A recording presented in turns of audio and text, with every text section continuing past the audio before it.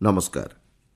आकाशवाणी कटक आंचलिक संवाद पढ़ुछंती मलय रंजन मिश्र।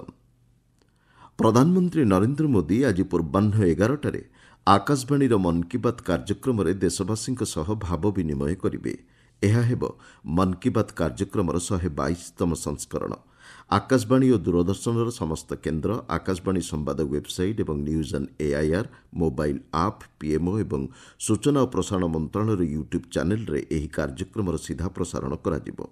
प्रधानमंत्री संबोधन परे परे आंचलिक भाषा मन की बात प्रसारण करा जिवो। राति 8टारे आंचलिक भाषांतरण पुनः प्रसारण करा जिवो।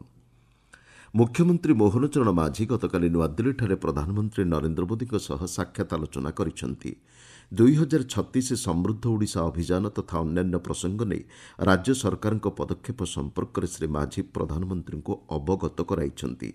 प्रधानमंत्री श्री मोदी सामाजिक गणमाध्यम पोस्टरे एही साक्षात आलोचना संपर्क में सूचना प्रदान କରିଛନ୍ତି।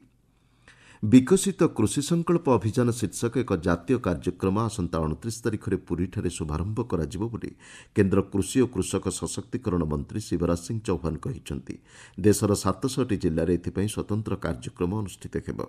कृषि विशेषज्ञ और वैज्ञानिकों को नहीं गठित दल विभिन्न ग्राम को गस्त कर चाषीଙ୍କ सह आलोचना करेंगे ବୋଲି मंत्री श्री चौहान କହିଛନ୍ତି। नुआदिल्लीଠାରେ गतकाली कृषि वैज्ञानिकों एक सम्मेलन को संबोधन करने अवसर में मंत्री श्री चौहान ଏହା କହିଛନ୍ତି। निजुक्ति क्षेत्र में व्यापक परिवर्तन एवं ग्लोबल इकोसिस्टम पर युवपीढ़ी निजक प्रस्तुत करने को राज्यपाल डॉक्टर हरिबाबू कंभमपाटी परामर्श देइछन्ति। भुवनेश्वर गतकाली एक आलोचना चक्र को उद्घाटन करने अवसर में राज्यपाल परिवर्तनशील परिस्थिति शिक्षा और दक्षता विकास पर गुरुत्व प्रदान करिसेंति।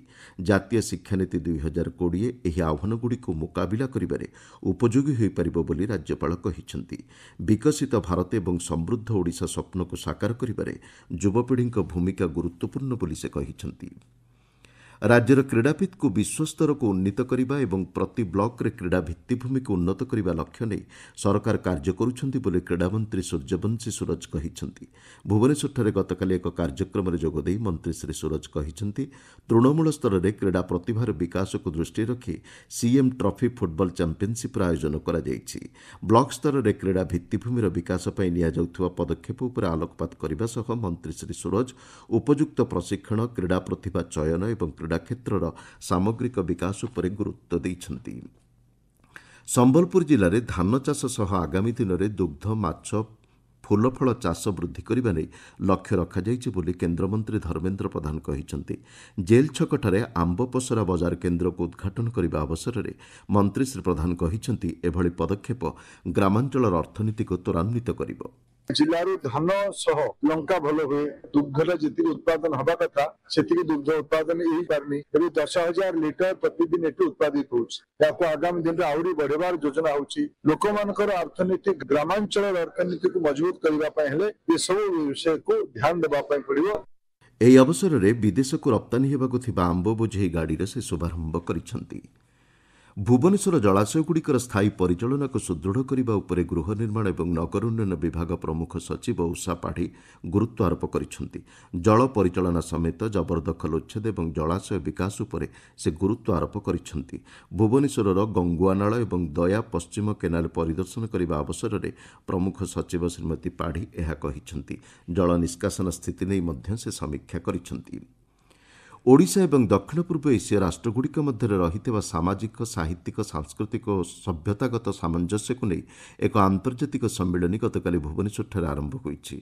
ओडिया भाषा, साहित्य और संस्कृति विभाग प्रमुख शासन सचिव संजीव कुमार मिश्र, पूर्वतन वैदेशिक सचिव ललित मानसिंह, प्रोफेसर सविता आचार्य और प्रोफेसर पतितपावन मिश्र प्रमुख उद्घाटनी समारोह में जोगदे ओडिशा कला, संस्कृति और ऐतिह्यर प्रचार प्रसार उपर गुरुत्व देइथिले। नुआपड़ा जिलापाल मधुसूदन दास अध्यक्षतार कृषि समीक्षा बैठक गतकाली अनुष्ठित होईछि। सरकार कृषि कल्याण योजनागुड़िकर कार्यकारिता नहीं बैठक में जिलापाल संपृक्त जिलास्तरीय अधिकारी सह मत विनिमय करिसेंति। राज्य में प्राक मौसुमी वर्षा होईछि। विभिन्न अंचल में गतकाली घड़घड़ी सह वर्षा हेबा सह मौसुमीर आगमन नहीं पाग अनुकूल रहिछि बोली भुवनेश्वर स्थित आंचलिक पाणीपाग विज्ञान केन्द्र कहिछि। सूचनायोग्य निर्धारित समय 8 दिन पूर्व गतकाली दक्षिण पश्चिम मौसुमी वायु केरल स्पर्श करिछि। आंचलिक संवाद वर्तमान ପାଇଁ ଏତିକିରେ ଶେଷ ହେଲା। ଆମର ପରବର୍ତ୍ତୀ ଆଞ୍ଚଳିକ ସମ୍ବାଦ ଶୁଣିପାରିବେ ଅପରାହ୍ନ 2:32 ରେ।